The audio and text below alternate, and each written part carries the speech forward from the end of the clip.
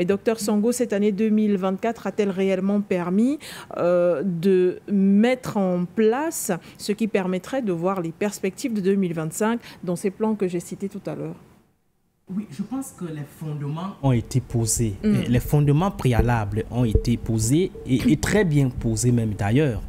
Parce que lorsque vous voyez la configuration, n'est-ce pas, de l'Alliance des États du Sahel, vous voyez que ces leaders, ces trois États, ont d'abord voulu résoudre des problématiques urgentes qui étaient beaucoup plus des problèmes pour les souverainetés des États africains, telles que la problématique, par exemple, des bases militaires. Oui. Vous savez que c'est l'élément important, j'ai envie de dire fondamental, par lequel les puissances occidentales ont su tenir le continent africain. J'ai même envie de dire que c'est à partir des bases militaires que toutes les autres déstabilisations passaient. On pensait d'abord à partir des bases militaires étrangères. Parce que lorsque ces bases militaires étrangères se déploient dans un pays, cette zone-là est sécurisée, cette zone-là est coupée parfois, n'est-ce pas, du reste,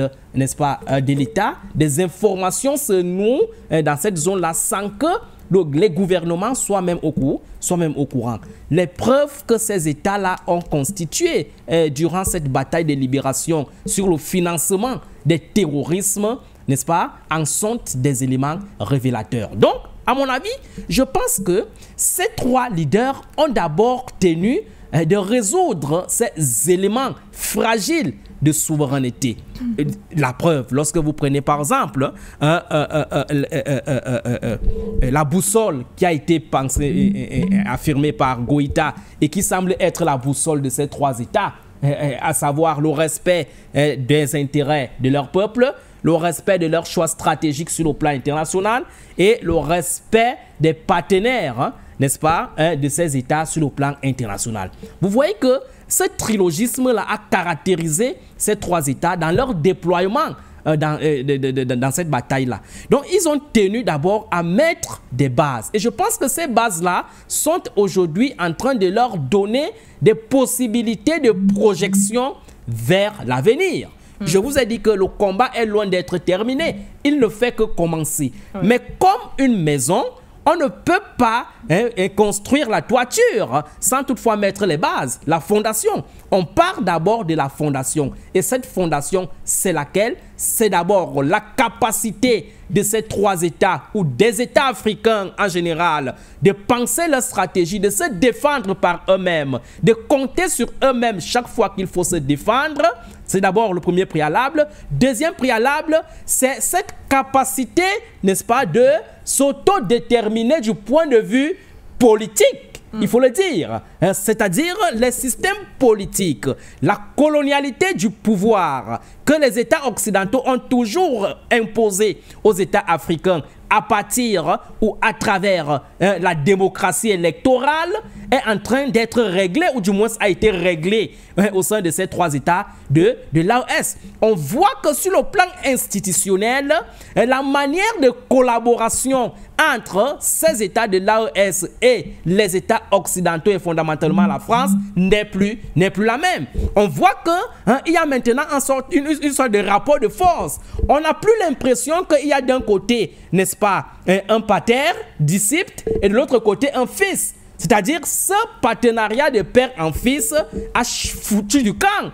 On a réglé ce problème-là. Il n'est plus question que l'autre donne des leçons à l'autre, que l'un d'autre donne les leçons à l'autre. Donc sur le plan institutionnel, ces trois États ont réglé ce problème et ont amené leurs États dans une sorte de légitimité politique qui n'a rien à voir avec la démocratie électorale. La preuve, on n'en parle plus au sein de ces trois États, étant donné que ces trois États sont en train de s'orienter vers ce qu'on appelle le fédéralisme.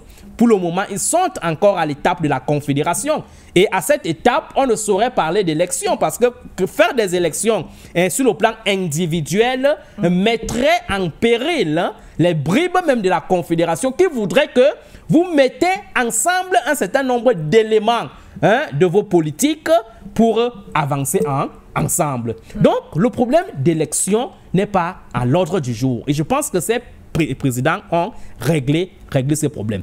Ils ne se sont pas arrêtés là. Le problème de la monnaie est aujourd'hui sur la table. Parce qu'il faut le régler automatiquement. Parce que c'est aussi l'un des cancers que les puissances occidentales utilisent pour maintenir les États africains. Et je pense que d'ici l'année prochaine, ces États vont nous dire comment est-ce qu'ils vont procéder pour résoudre ces problèmes de monnaie. Donc, lorsque vous mettez sur la table ces préalables, vous comprenez que maintenant, ils sont bien positionnés pour se projeter en termes d'avenir. Il est toujours important de rappeler la spécificité de ces États de l'AOS, comme l'a dit chez Lawson. Parce que ce qui fait aujourd'hui leur particularité, c'est le fait qu'ils se sont mis ensemble. Parce que lorsque vous faites l'historiographie politique du processus de déstabilisation des États africains, des leaders africains qui ont essayé de lutter contre le colonialisme, l'impérialisme et même l'esclavage, les États de l'AOS innovent dans la mesure où leurs prédécesseurs procédaient par isolationnisme. Ils procédaient, n'est-ce pas, de manière isolée. Lorsque vous prenez par exemple le cas par exemple de Thomas Sankara, il était presque seul dans cette sous-région d'Afrique de l'Ouest où il était entouré par des dinosaures de la France-Afrique. En Côte d'Ivoire, il y avait Houphouët-Boigny, qui était la boussole de l'implémentation, n'est-ce pas, de la France-Afrique dans cette sous-région. Si vous prenez par exemple le cas de Sékou Touré, il s'en est opposé à la colonisation presque seul, d'accord? Si vous prenez le cas de Kwame Nkrumah qui disait « Africa must unite », il a été presque isolé, il était presque seul. Si vous prenez le cas de Anta Diop, il n'a pas été suivi. Donc en réalité, lorsque vous mettez sur la table ces idéotypes d'analyse historique, vous comprenez que les États de l'AOS ont voulu contraster avec ce passé négatif, ce passé stratégique qui n'a pas toujours bénéficié aux intérêts du continent africain. Donc le fait de se mettre ensemble a été un ciment unificateur qui a conduit ces États à s'opposer et à mettre en difficulté leurs ennemis dans leur politique de déstabilisation. Autre élément important, c'est, n'est-ce pas, tous ces éléments en conjugaison avec ce que nous appelons la défractation des pôles de centralité sur le plan international. Vous savez que dans le passé, bien que ces leaders africains aient procédé de manière isolée, il y avait aussi sur le plan international un contexte qui ne plaidait pas en leur faveur. C'était un contexte totalement unilatéraliste porté par la mégalopole occidentale, le bloc de l'Ouest qui dictait la politique mondiale et qui décidait de l'orientation à donner dans les différentes régions du monde. C'est eux qui étaient puissants, c'est eux qui étaient l'alpha et l'oméga. Après la dislocation de l'URSS en 90-91, ils sont presque redevenus les maîtres du monde, avec à leur tête les États-Unis qui est le patron de l'instrument militaire de déstabilisation, à savoir l'OTAN. Or, aujourd'hui, c'est le contraire. Aujourd'hui, on voit qu'il y a une sorte de défractation de pôle de centralité qui fait en sorte que ces forts d'hier, ce bloc de l'Ouest qui était fort hier et qui pouvait se donner le pouvoir de faire tout, ont aujourd'hui des difficultés. Du moins, ils sont confrontés aujourd'hui à un rapport de force alternatif, que ce soit sur le plan économique, que ce soit sur le plan militaire, que ce soit sur le plan même culturel et même civilisationnel. On voit qu'ils ne peuvent plus faire, n'est-ce pas, du n'importe quoi, parce que ce camp de l'Est aujourd'hui, qui est aujourd'hui symbolisé par les BRICS, n'est pas d'accord avec la politique unilatéraliste du diktat du monde. Il faut un monde où on respecte les ADN civilisationnels, un monde où on respecte les souverainetés des États, un monde où on respecte les autres au même titre qu'on se respecte sur le plan international. Il se trouve donc que ce monde-là, ce pôle-là sur le plan international est en phase avec les luttes de révolution, les luttes de libération, les luttes de souveraineté que l'Afrique est en train de mener aujourd'hui. Donc vous comprenez qu'en réalité, le contexte aussi plaide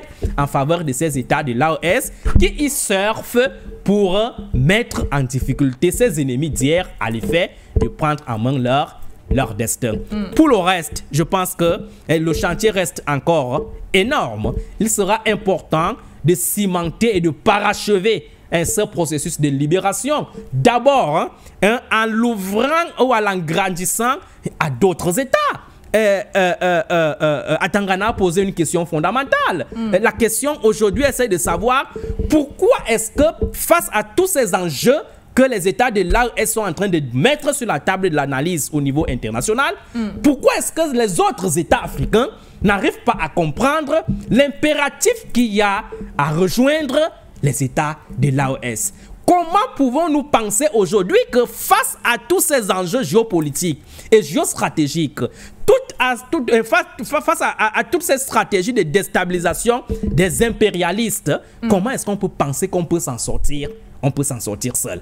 Donc, c'est aujourd'hui un donné à voir qui doit interpeller tous les États africains dans cette crise de conscience, pour qu'ils prennent ils fassent une prise de conscience à l'effet de se mettre ensemble. Anta Diop n'a jamais autant eu raison. La création des États, de l'État fédéral africain, reste un impératif et un objectif à atteindre pour être en sécurité, n'est-ce pas, totale au niveau du continent africain. Donc, le problème ou alors le combat de l'AES qui ne fait que commencer, vous voyez que l'enjeu reste encore énorme. Le chemin reste encore très grand.